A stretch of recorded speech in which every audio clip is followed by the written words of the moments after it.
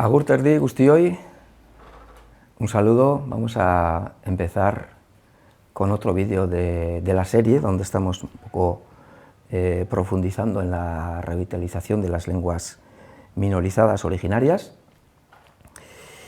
En este vídeo vamos a presentar el retrato esquemático de las lenguas en proceso de pérdida.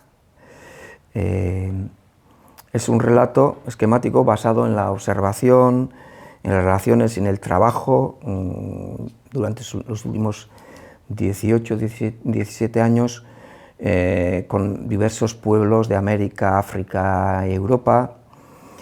Y de ahí, de alguna manera, vamos a resaltar algunas claves de lo que está pasando, ¿no? Hay que avisar que seguramente en esta serie de vídeos que estamos haciendo sobre las claves de la revitalización, este es el vídeo más duro o más impactante negativamente, así que si son muy sensibles, pues les recomiendo que se pongan el cinturón de seguridad, porque tal vez en este vídeo pues, puede resultar de alguna manera más crítico o más negativo que otros vídeos en donde damos más claves o más pistas positivas, ¿no? Porque aquí queremos de alguna manera retratar, ¿no?, esquemáticamente qué es lo que está pasando a las lenguas en proceso de pérdida, ¿no? En general, en este retrato ninguna lengua se va a sentir identificada al 100%, porque no estamos hablando de una lengua concreta, sino de, vamos a decir, tendencias generales, ¿no? Bueno, primer titular principal es que las lenguas originarias con que tenemos relación, y muchísimas lenguas originarias en todos los continentes, están en una situación de pérdida acelerada. No solamente una situación de pérdida, sino una situación de pérdida acelerada, ¿no? Pérdida de funciones, pérdida de hablantes y pérdida de transmisión, que es lo más grave, ¿no? Pérdida de transmisión generacional, ¿no? Tienen las lenguas en general muchos indicadores sobre esta pérdida, pero vamos a fijarnos, por ejemplo, en este indicador, que es la transmisión generacional, ¿no? Es algo que ya en muchos pueblos es habitual conocer, ¿no? La generación de abuelas y abuelos que sabían la lengua originaria, prácticamente la hablaban, porque prácticamente no hablaban la lengua mayoritaria o impuesta, ¿no?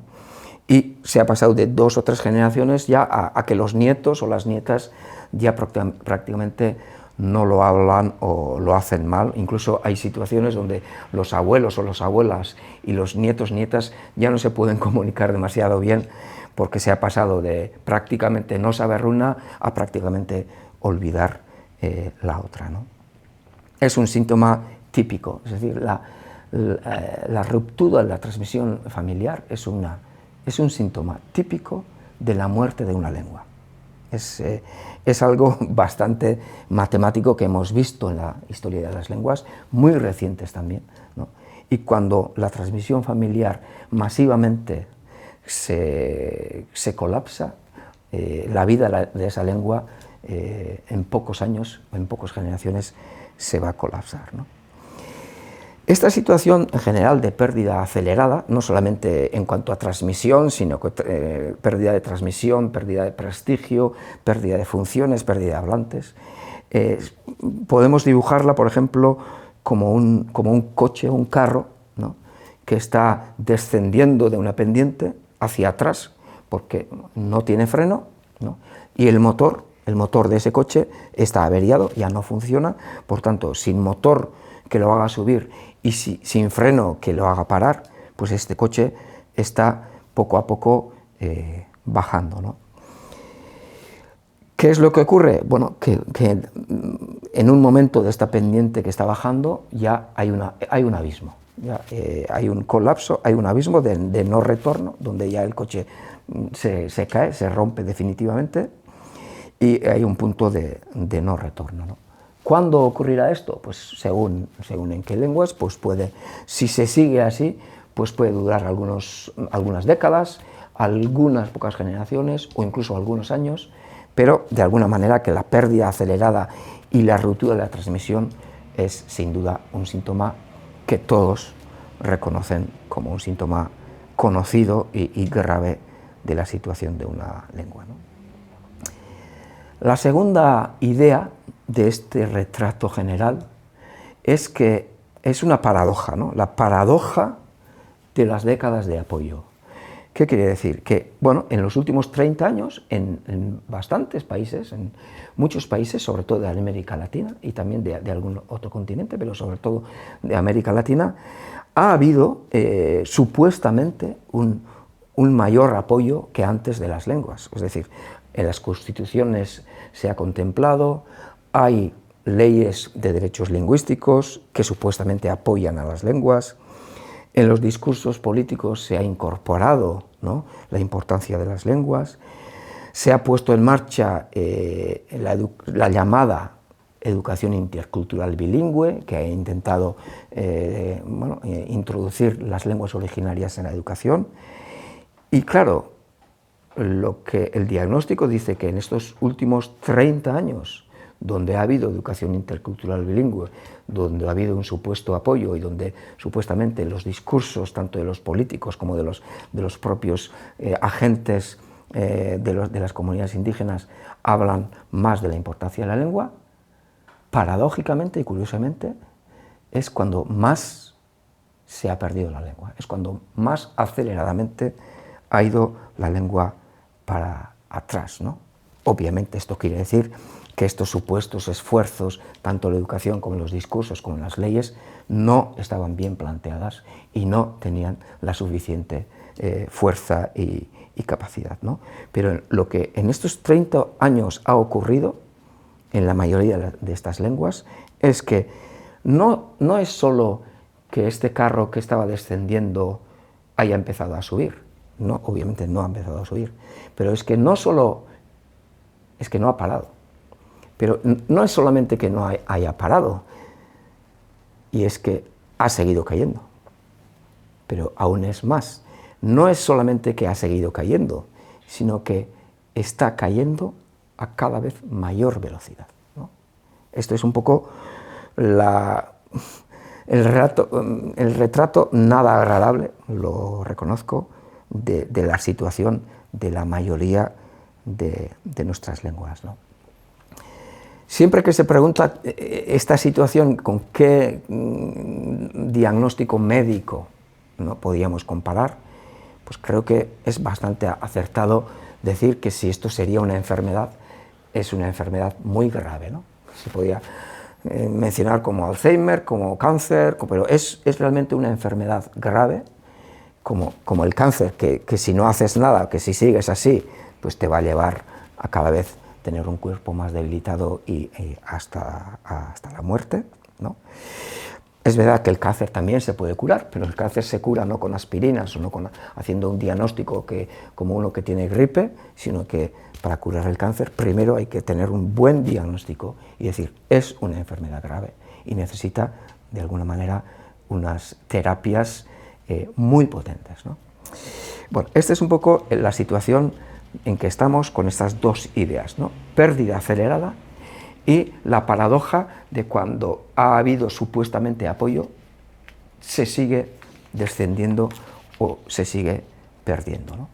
La tercera idea de este retrato es que esta realidad no es entendida ni asumida por los agentes, tanto gubernamentales como sociales. Es decir, que esta gravedad de la situación del carro que está cayendo o del cáncer que uno tiene no es asumida, entendida ni realmente interiorizada por los agentes que deberían participar o están participando en la revitalización, ¿no? Gobiernos, movimientos indígenas, academias, universidades, supuestos expertos y la propia sociedad organizada, ¿no? De alguna manera diríamos que todos ellos tienen un sistema de evitar, ¿no?, mirar a los ojos, ¿no?, a esta situación tan grave, ¿no? Cada uno tiene un propio sistema de evitación, ¿no? Por ejemplo, los gobiernos en vez de mirar a la cara y decir, si no hacemos nada, en 20 años podemos tener desaparecidas algunas de nuestras lenguas más importantes, de alguna manera evitan sentir hasta el fondo, sentir eso, diciéndose a sí mismos que están haciendo más cosas que antes no se hacía y ellos ya sí tienen algunos programas, esa sensación de que se están haciendo cosas y iniciativas y acciones, muchas veces tapa, ¿no?, y evita mirar a los ojos a la realidad tan grave que tenemos, ¿no? Algo así parece también ocurrir en los movimientos indígenas, ¿no?, en algunos países donde hay movimientos indígenas organizados sociopolíticamente.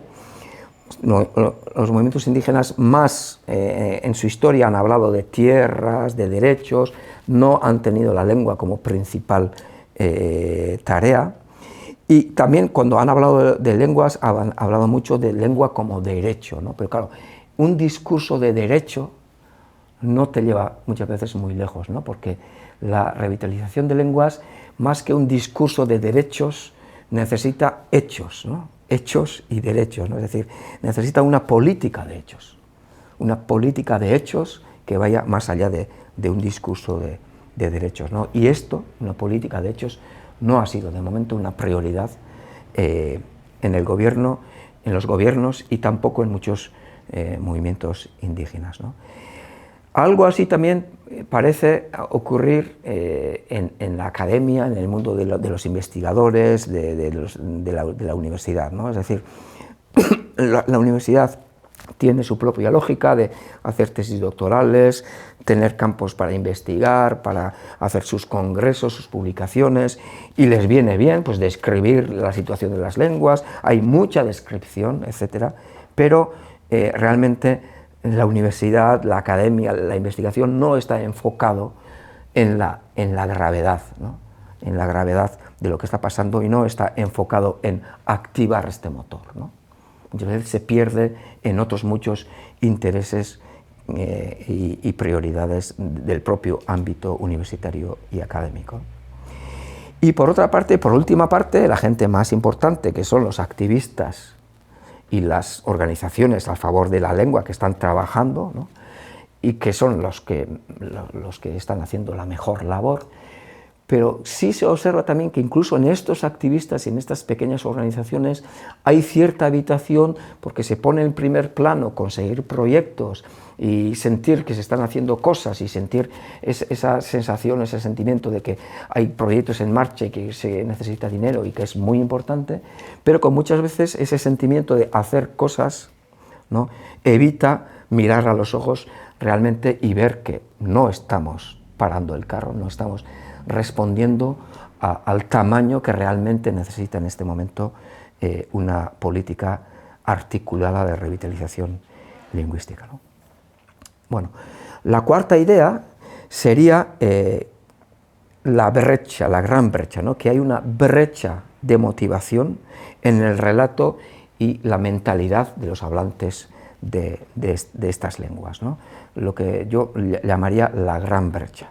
¿Dónde está esta gran brecha, ¿no? Por una parte, los habitantes de los pueblos originarios del mundo, en América, en África, en Europa, donde sea, ¿no?, vemos que estos habitantes, ¿no?, con todo su derecho, obviamente, tienen la vocación de vivir en la sociedad contemporánea, en sociedades contemporáneas, con tecnología, tienen vocación de que sus hijos puedan, si quieren, estudiar en la universidad, que tengan tecnologías, que de alguna manera vivan en la sociedad contemporánea moderna, ¿no?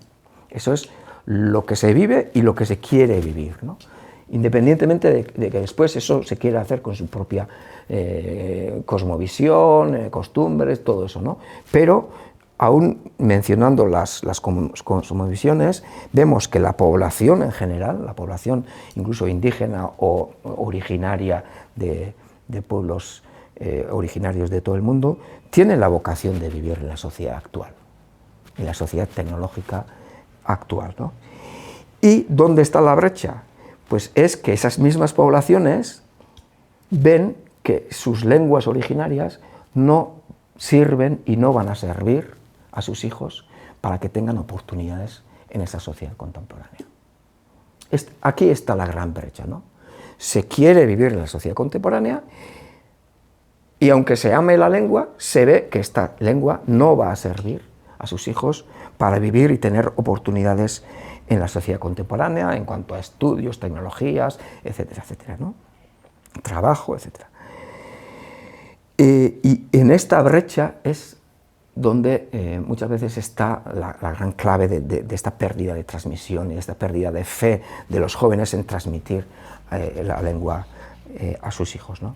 Ahí sí hay una cierta diferencia con el caso del euskera, con el caso de nuestra lengua, porque nuestra lengua, en el comienzo de su revitalización, de alguna manera soñó y decidió que sí, que nuestra lengua, aunque fuera una lengua vieja, marginada y de familias del mundo campesino, debería ser y sería la lengua del futuro, y que sería la lengua del futuro de la tecnología, de la universidad, de la televisión, de los ingenieros, de los abogados y de los periodistas, ¿no? Entonces, de alguna manera, esta fe en que esta lengua sería también una lengua modernizada del futuro ha hecho también que esta brecha no haya funcionado en el País Vasco en parte, y que en parte haya crecido todo este árbol de revitalización que hemos descrito en otros vídeos, sobre todo en el primer vídeo de esta serie, ¿no?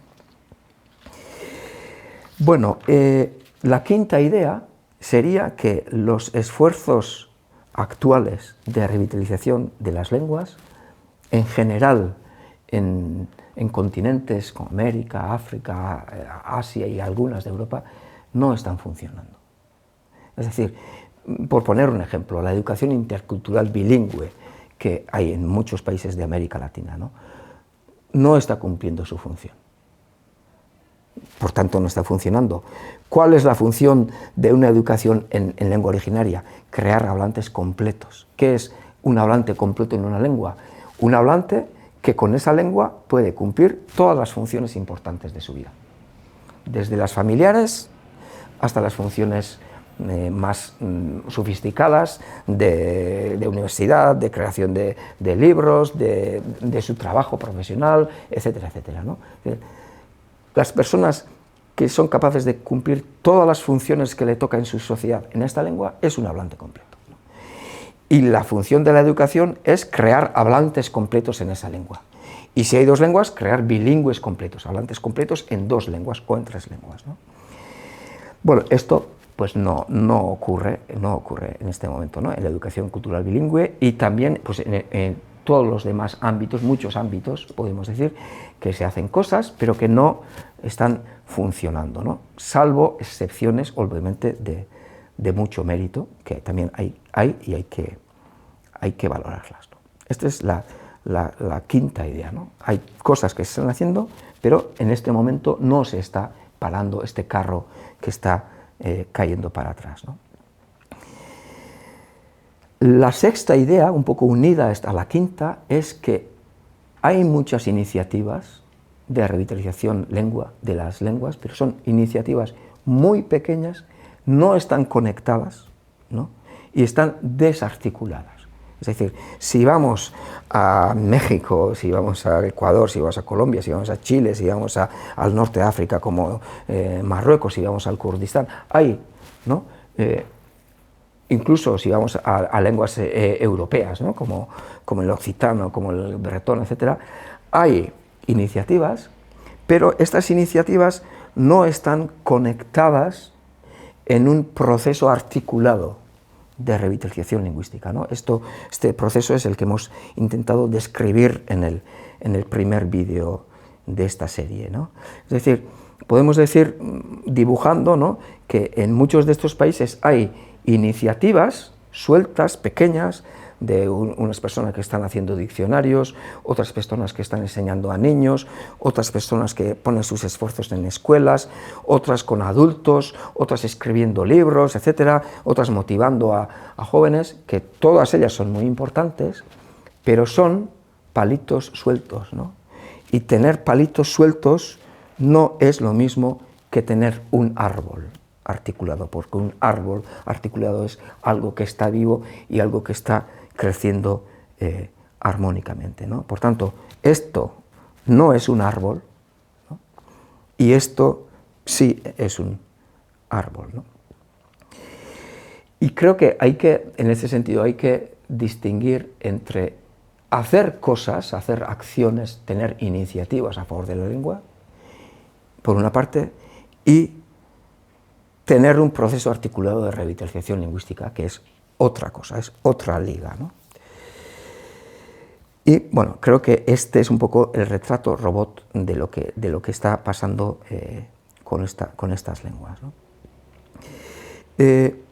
Han sido 6 puntos que reconozco que son bastante duros, negativos, preocupantes sobre lo que está pasando, y quería terminar este vídeo con la última reflexión más positiva, ¿no?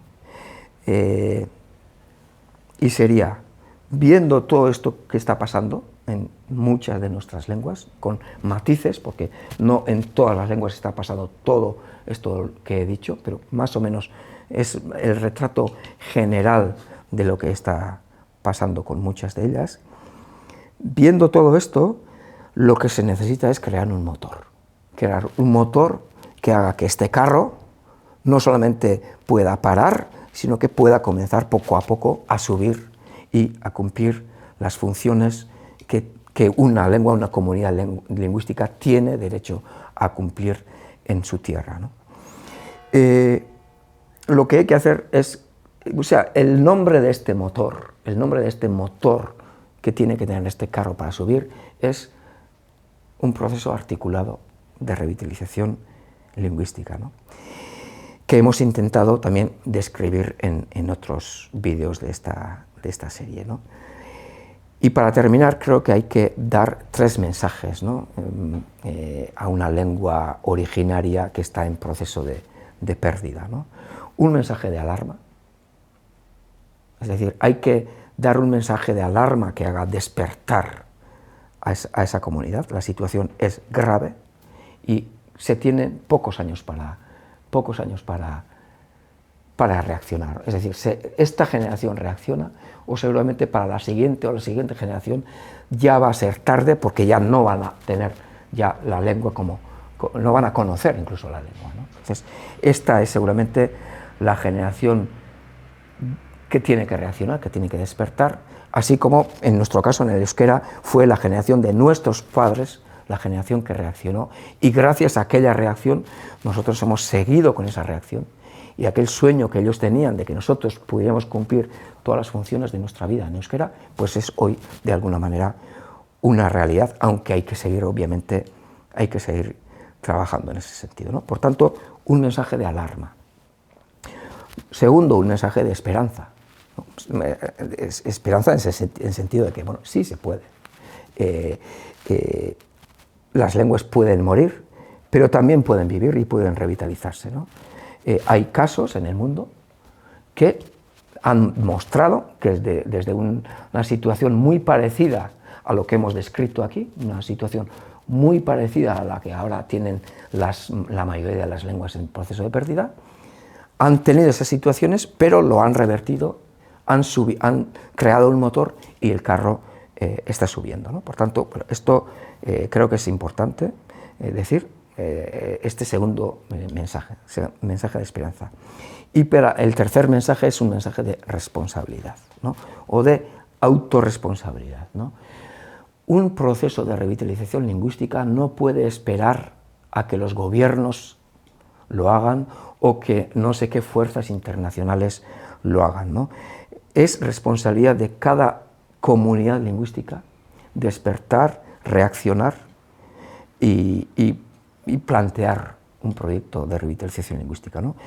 La comunidad lingüística, es decir, el conjunto de hablantes y amantes de la lengua, ¿no? Es la que tiene la tarea de crear un proceso articulado de revitalización lingüística.